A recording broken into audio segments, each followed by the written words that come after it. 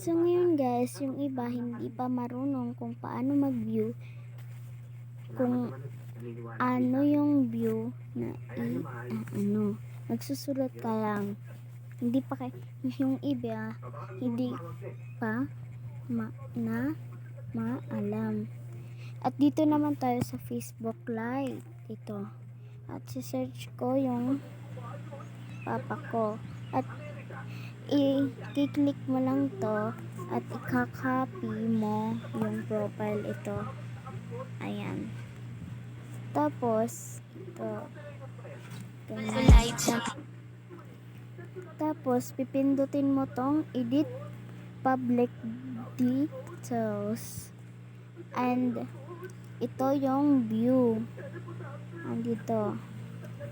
Pindutin natin at delete natin yan, erasing at ganyan. At maglagay ka nito at ito naman at ito dito. Tapos lalagyan mo to. Tapos lagyan mo ng 993 at yan. At sabi ko na may D. Ganyan. At ito. Yan. At click mo lang tong save. Yan. Tignan mo guys. Yan guys. Yan. Ayan.